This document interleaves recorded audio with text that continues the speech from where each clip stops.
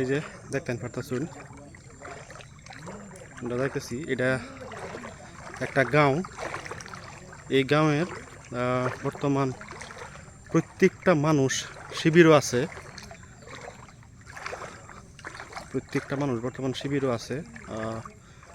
তো এই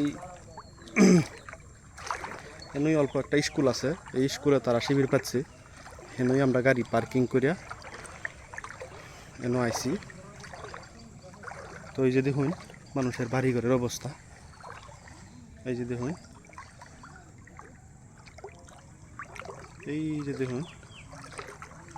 আর এইটা হচ্ছে কলং। এই কলঙ্গেরতেই পানি এইভাবে উঠতে আইতেছে। এটা হচ্ছে রাস্তা,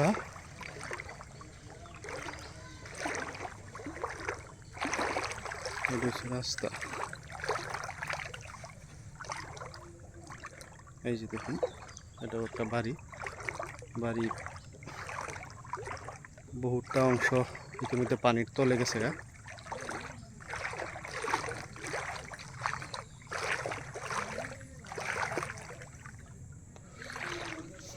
বন্ধু সকল, বানপানি হইলে মানুষের যে কত ধরনের সমস্যা, সেটা যারা এই পানি গড়ালো পড়ছে তারা এই বছরে উপলব্ধি করতে পারে। আমরা হয়তো বাইরের থেকে অল্প সময়ের লেগে আয়া পানি দেখে জায়গা, কিন্তু যারা একবার ভাববে দেখুন, যারা এই পানির কবলও পড়ছে তারা এই বছর অনুভব করতে পারে। নিজের আপন ঘর বাড়ি সব কিছু ছাইরিয়া থইয়া তারা জানলা গেকা একমাত্র এই পানি ওয়ার লাগিয়া।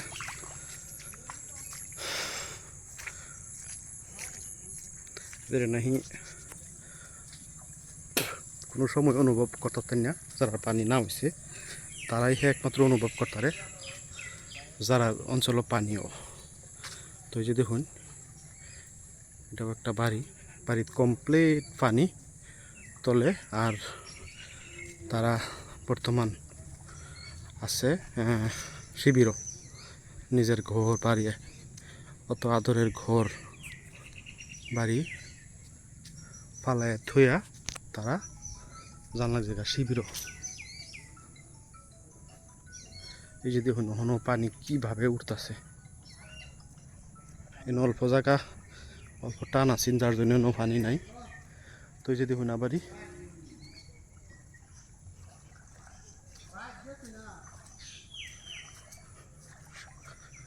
তো আসাম সরকারে যথেষ্ট পদক্ষেপও লইছে, যেন বানপানি হয়েছে পর্যাপ্ত যিকোনো শিবিরত যিকোনো বস্তু পর্যাপ্ত পরিমাণে তারা দিতেছে। এই যে দেখুন পানি ওখানো কীভাবে কলঙেতে এই যে উঠতেছে, ওখানো উড়া অবস্থাতে আছে পানি, কমার ওখানো পর্যন্ত কোনো নাম হইতেছে না। আজকে প্রায় এক সপ্তাহ হয়ে গেছে, তখন পর্যন্ত পানি উড়াতেই, পানি ওখানো কমে না।